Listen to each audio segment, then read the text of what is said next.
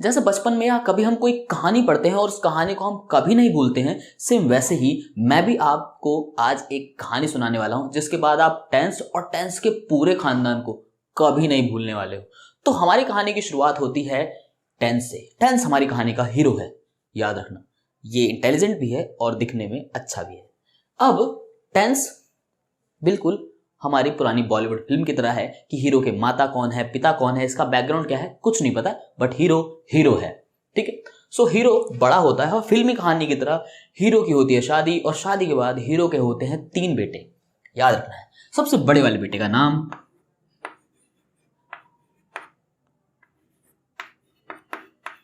वो रखता है प्रेजेंट, दूसरे वाले का नाम वो रखता है पास्ट, और तीसरे वाले बेटे का नाम वो रखता है फ्यूचर।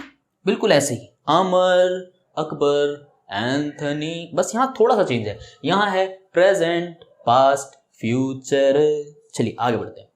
कहानी में यहां पे थोड़ा सा ट्विस्ट है कि ये तीनों मूर्ख हैं। ठीक है। और इन तीनों के मूर्खता का लेवल कितना है वो आपको जस्ट अभी थोड़ी देर में ही क्लियर होने वाला है। लेकिन क्योंकि ये बड़ा है तो इसलिए अपने आप को शो नहीं करता है कि मूर्ख है, पर ये दोनों अपने कामों से पक्का, एकदम पक्का पक्का सबको बताएंगे कि हाँ हम मूर्ख हैं। मूर्खता का लेवल क्या है कि ये क्या करते हैं, जो बड़े वाला करेगा वही ये दोनों भी करेंगे। तो बड़े वाला जो है बड़ा होता है, साथ में ये भी बड़े होते हैं। टेंस ज्यादा कुछ नहीं कर पाया अपने बच्चों के लिए, बट वो जैसे तैसे बड़े हुए हैं, और बड़े होने के बाद उनकी भी शादी हुई है। शादी के बाद जब इसकी शादी होती है तो ये दोनों कहते हैं कि हम भी शादी करेंगे, भैया की शादी हो रही है, हमारी भी होनी चाहिए और हमें भी शादी करनी है। तो इनकी भी शादी हो जाती है।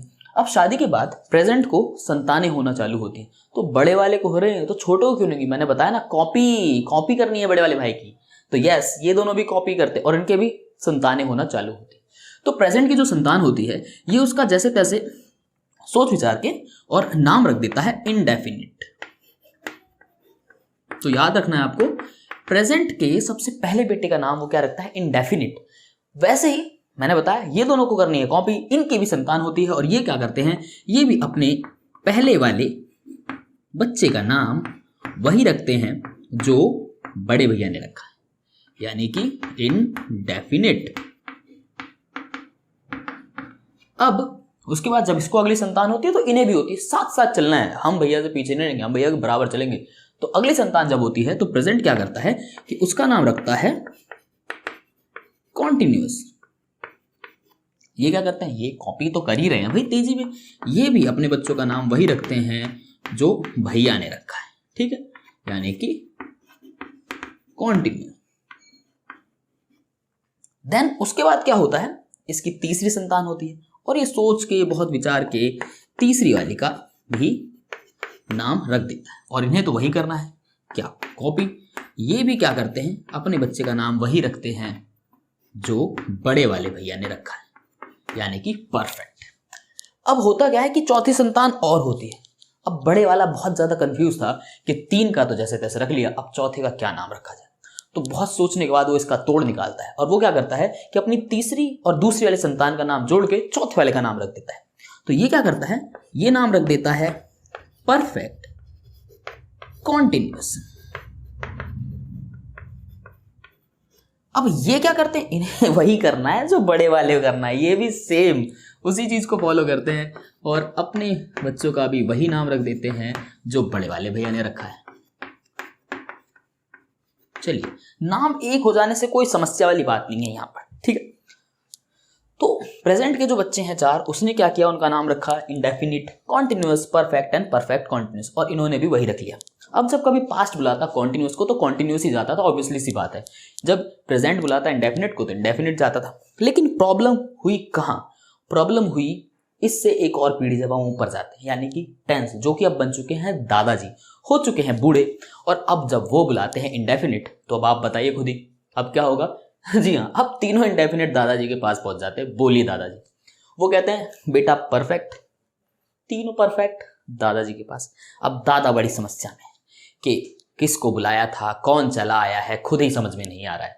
तो दादा क्या करते हैं, इसका तोड़ निकालते हैं, और वो तोड़ निकालने के लिए क्या करते हैं, अब जब इनको बुलाते हैं तो इनके बाप का नाम इनके नाम से पहले लगा के बुलाते हैं।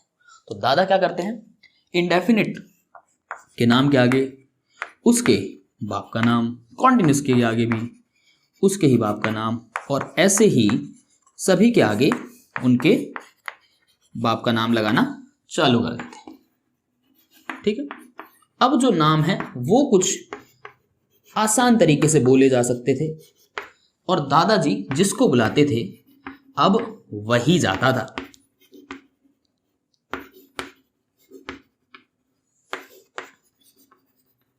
यानी कि अब दादा कहते थे फ्यूचर इंडेफिनिट तो फ्यूचर इंडेफिनिट ही जाता था, कहते थे प्रेजेंट कॉन्टिन्यूअस तो प्रेजेंट कॉन्टिन्यूअस ही जाता था। अब दादा कहते थे पास्ट परफेक्ट तो पास्ट परफेक्ट ही जाता। दादाजी की जो समस्या थी उसका तो उन्होंने समाधान कर लिया।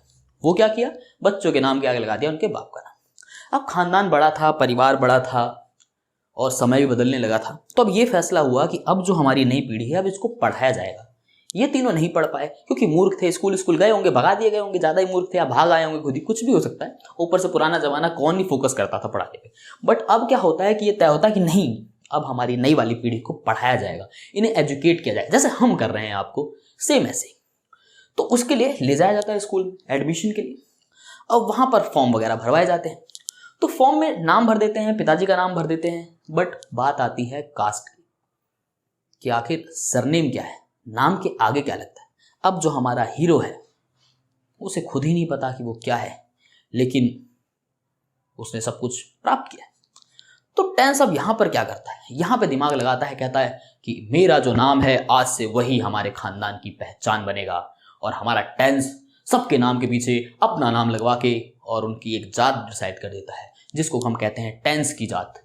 और ऐसे ही जो पूरे नाम की कहानी चालू होती है वो बनती है present indefinite tense, present continuous tense, present perfect tense, present perfect continuous tense, past indefinite tense, past continuous tense, past perfect tense, future perfect past perfect continuous tense.